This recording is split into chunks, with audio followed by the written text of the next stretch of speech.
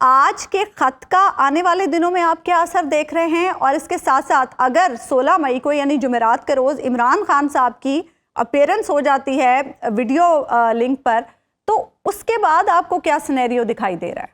जहां तक ये जस्टिस बाबर सत्तार का मामला है, आप देख लीजिए कि कितना सादा सा है, अपनी एसेंस में कितना सादा सा है। हाँ। कि एक जज साहब ने अपने चीफ जस्टिस को कहा है कि मुझे किसी ने ABC ने ये बात कही है और मेरे ऊपर दबाव डालने की कोशिश की है, लेकिन मैं नहीं समझता कि ये दबाव मेरे कार्य मनसबी की अदायगी में कोई रुकावट डालेगा, लेकिन मैं आपको मुत्तला कर रहा हूं ताकि आप सूरत हाल से आगाह रहें। हाँ। ये बिल्कुल एक सादा सी बात है। ठीक।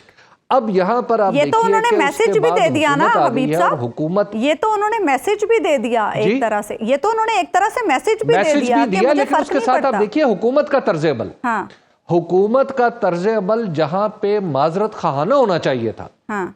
जो हमारे अटॉर्नी जनरल को यह कहना चाहिए था कि जनाब मैं बरसरे आम माफी मांगता हूं कि मैं अदालत का डेकोरम मद्देनजर नहीं रख सका, और जब इतना तवील अरसा वकालत के मैदान में गुजारने के बाद भी मुझे ये समझ नहीं आई, तो लिहाजा मैं अपने ओहदे से इस्तीफा देता हूं।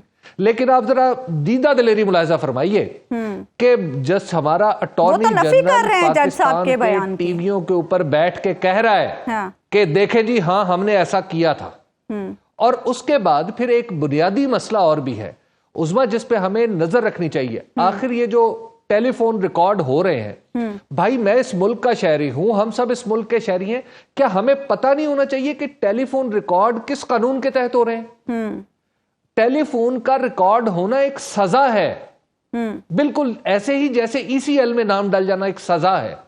आखिर ये सजा मिलने का ट्रायल क्या है, मालूमात क्या है, तरीकाकार क्या है, वो हमें नहीं पता होना चाहिए। अगर जुमेरात को विदाउट एनी इंटरप्शन ये जिस तरह से लाइव समाअत हम देख रहे हैं अब तक सुप्रीम कोर्ट की, और उसमें वीडियो पेशी पर इमरान खान साहब आ जाते हैं, तो उसका क्या इम्पैक्ट होगा?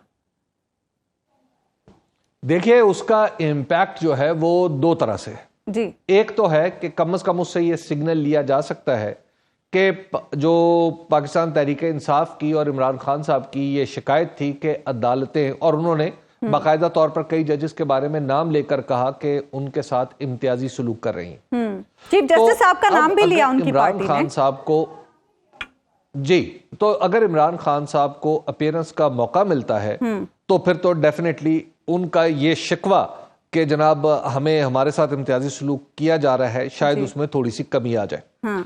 दूसरी बात यह है कि इमरान खान साहब जो हैं उनके टीवी पर ये तो अब नाम लेना शुरू हो गए हैं, आपको पता है कि काफी अरसे तक, और आज भी बाज एहतियात पसंद जो है मेरे जैसे वो आदतन नाम ले लेते हैं, वरना बाद में ख्याल आता है कि बानी तहरीके इंसाफ ही कहें। हाँ। और अब इलेक्शन कमीशन ने माशाल्लाह जो खत लिखा उसके बाद तहरीके इंसाफ के ऊपर भी सवाल ही है कि पता नहीं वो है कि नहीं। खैर, हाँ। तो अब जो इमरान खान साहब हैं इसमें ये बात माननी पड़ेगी कि वो पाकिस्तान के एक मोहतरम और शायद सबसे मकबूल लीडर भी हैं। अब उस एक मकबूल लीडर की झलक जिसकी नहीं दिखाई जा सकती हाँ। टेलीविजन पर जी। क्या 16 तारीख को पाकिस्तान का मीडिया हाँ। वो उनकी गुफ्तगू, उनकी तस्वीर दिखा रहा होगा हाँ। या नहीं दिखा रहा होगा? हाँ। मेरा इंटरेस्ट इस बात में नहीं है कि उस नैब के कानून के ऊपर फैसला क्या आता है। हाँ। फिलहाल हाँ। अगरचे उस पर मेरी एक राय है, लेकिन मैं ये देखना चाहूंगा कि क्या उस दिन हमारी जो सुप्रीम कोर्ट है उसका हुक्म मानते हुए क्या वो लाइव सारे टीवी नशर करते हैं या नहीं करते।